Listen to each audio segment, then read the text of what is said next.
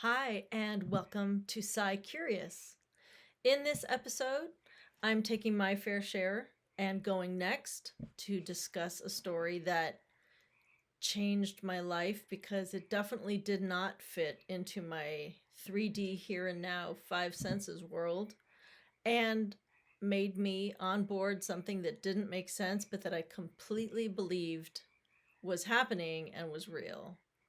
And I guess you could put this in a category called hearing voices in your head. And I know that has really been used as a trope in Western culture as, oh, well, they're hearing voices, clearly they're psychotic or they have schizophrenia. Or, no, that's not the only time people hear voices. We all have a guidance system, we all have a higher self, we all have a wisdom of our place in the universe and the energy that's happening around us. And sometimes it's just intuition, sometimes it's that just a slight feeling.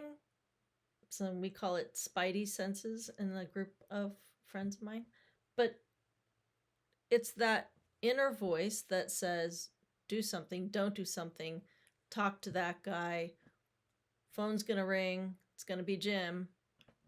All of those things that are an inner voice that we're not used to hearing are not all signs of deep mental illness. So if you're having voices that you think are a sign of a mental issue, it's worth seeing a doctor over. But if you're having voices that you think are a guidance for your wellness, for your health, for safety, please, please. That voice, if it's working towards your better good, your highest good, that's a voice to write it down.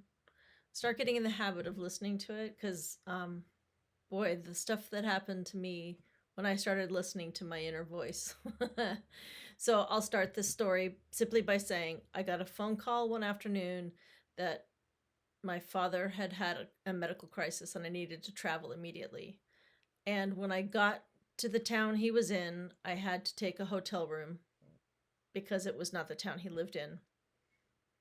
And after being with him for several days in and out of the hospitals and seeing doctors, etc., I went back to my hotel room one night, kind of late, although I was still on my time zone, so it wasn't as late as the clock said to my body. And as I'm winding down a bit, not anywhere near sleep, but winding down, I hear a booming, clear voice in my head say, "Get up, you have to write this down." And I was like, Pew! Like I was out of that bed in a quarter of a second because it was so loud internally. And it wasn't a thought, it wasn't an impression, it was a voice commanding me. And I responded immediately. So the next thing I know, I'm sitting at the hotel little mini desk with the little pad of paper and a pen. And I've got the light on and I'm just taking dictation from this voice in my head. And as it's happening, part of me is like, this is crazy. This is nuts. This can't be happening. And the rest of me is like, shut up. I have to listen. I'm writing. And it went on for about not even 3 minutes. And it repeated itself so that I could check my work.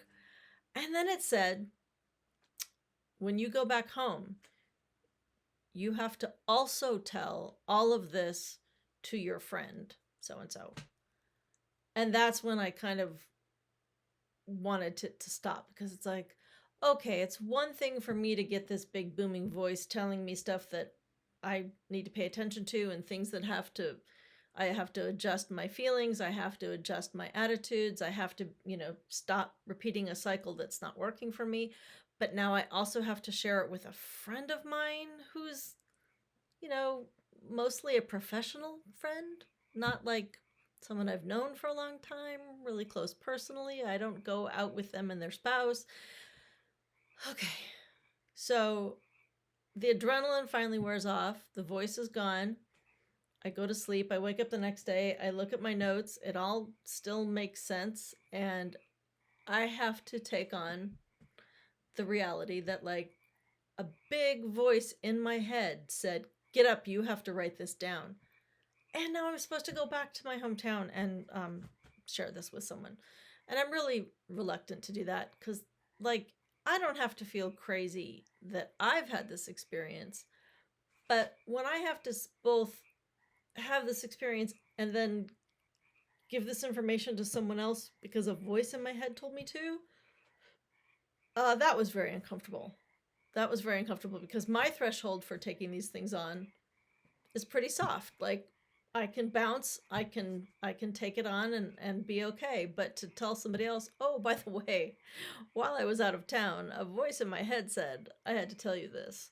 That was tricky. That was tricky for me.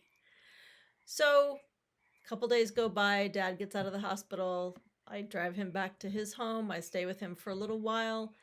And one night I'm sitting up in bed, just flipping through a magazine, and the voice comes back and says, get a pen, you have to write this down. And I thought, come on, give me a break. But I didn't have any paper. Dad was sound asleep. So I got the little subscription card out of the magazine I was reading, and I'm making really tiny little notes, and it's basically the same message. And then it says, and you have to tell so-and-so when you get home. It's like, okay. Like, message received. I get the message, and I get that I have to tell so-and-so. So I get back home, and I make a reluctant call to so-and-so, and they kind of don't get back to me, but like, this thing's sort of burning a hole in my pocket, so to speak. I've got to get it off my to-do list. It's really had me agitated. So I pursue, and I finally meet up with this friend of mine. And I say, okay, I know this is going to sound crazy, but when I was with my dad staying at the hotel, this happened. And I told him the short version of the story, and I told him, and then the voice told me that I had to tell this to you as well.